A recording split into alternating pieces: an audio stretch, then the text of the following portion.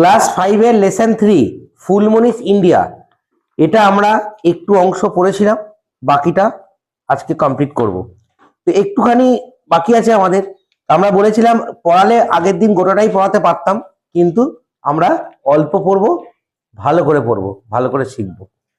দেখো তাহলে page number 33 খোলো সবাই, পেজ নাম্বার 33। নেক্সট, তাহলে আমি আগের দিন বলেছিলাম যে এই চ্যাপ্টারটাতে এমন কিছু দেওয়া আছে যে কি কি দেওয়া আছে, যে আমাদের ইন্ডিয়ান কালচার, আমাদের ইন্ডিয়ান কতটা ডিভার্স ইন্ডিয়া, কতটা আমাদের বৈচিত্র্যপূর্ণ ইন্ডিয়া, সেগুলো কিন্তু আমরা জানবো।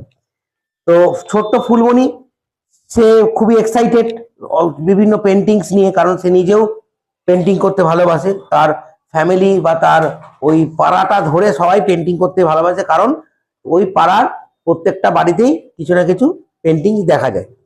তো সেই পেন্টিং থেকে আমরা আমাদের ইন্ডিয়ান কালচারের আগেকার পেন্টিং সম্পর্কে জানলাম, এবং আমরা এটাও জানলাম যে আমাদের ইন্ডিয়ান কালচারে অনেক একসাথে অনেক ধর্ম আছে, এবং যত দিন গেছে তত ধর্মে থেকে বেরিয়ে আসা মহান মহান পেন্টার্সরা বা আর্টিস্টরা, তারা কিন্তু তাদের শিল্পকলা দেখিয়েছে। কোথায়? বিভিন্ন মন্দির, বিভিন্ন চার্চে তারা কিন্তু দেখিয়েছে। আর একটা জিনিস জানলাম, যে এখানে দুটো ওয়ার্ড জানলাম, একটা হচ্ছে ফ্রেস্কো, যেটা মানে হচ্ছে গুহা চিত্র, আর একটা হচ্ছে স্কাল্পচার, যেটা মানে হচ্ছে ভাস্কর্য, মানে মন্দির বা কোনো জায়গায় ঠুকে ঠুকে যেই কারুকার্য করা হয় সেটাকে বলা হয় স্কাল্পচার। ঠিক আছে, নেক্সট। এবার এরপরে কি জানবো, দেখো। লিটিল ফুলমণি ইজ সারপ্রাইজড, ডাক দেবে সবাই পেন্সিল দিয়ে, SUR, সার, PRISED, সারপ্রাইজড। ছোট্ট ফুলমণি ভীষণ আশ্চর্য হয়, কেন? এটা জেনে, two know that many of the Indian dance forms started within the temples।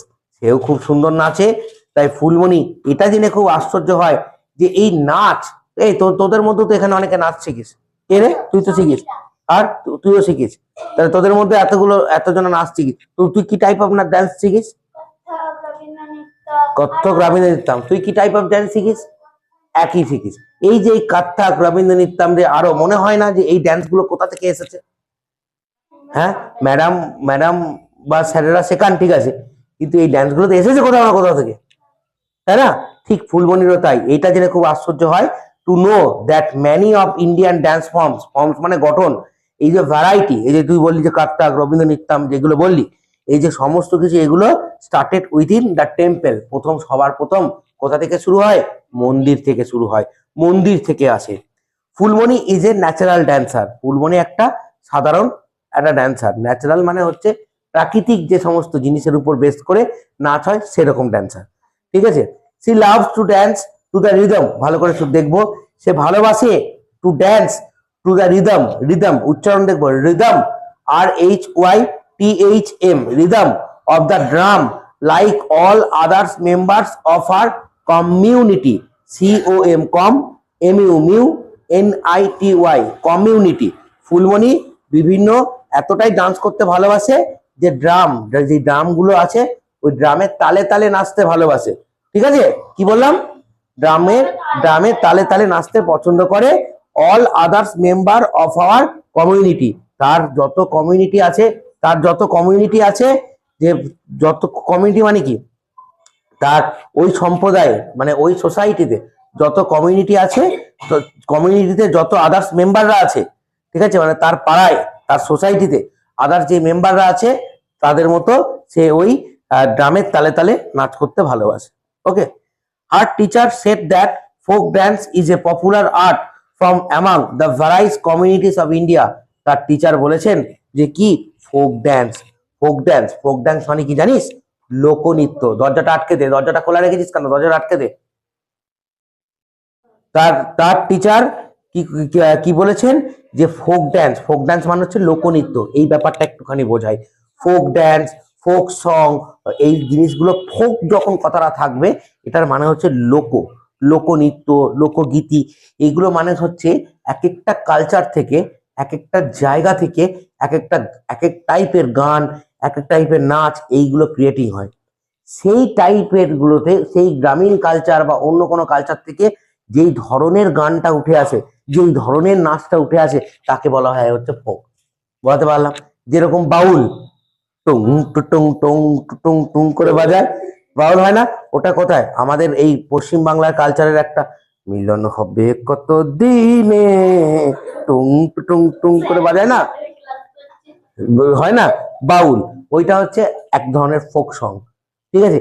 বিভিন্ন ধরনের নাচ, পুরুলিয়ার ওদিকে কি আছে, ছৌ নাচ, ত্রিং ত্রিং ত্রিং ত্রিং করে লাফায়, ওই জায়গা থেকে ওই, হ্যাঁ মুখোশ পরে, কারেক্ট, ওই জায়গা থেকে ওই নাচটা উঠে এসছে, তাই এইগুলোকে বলা হয় হচ্ছে ফোক ড্যান্স, ফোক সং, ঠিক আছে? বোঝা গেল? তাহলে কি তার টিচার কি বলেন, যে এই folk dance is a popular art from among the ভ্যারাইজ communities of India, যে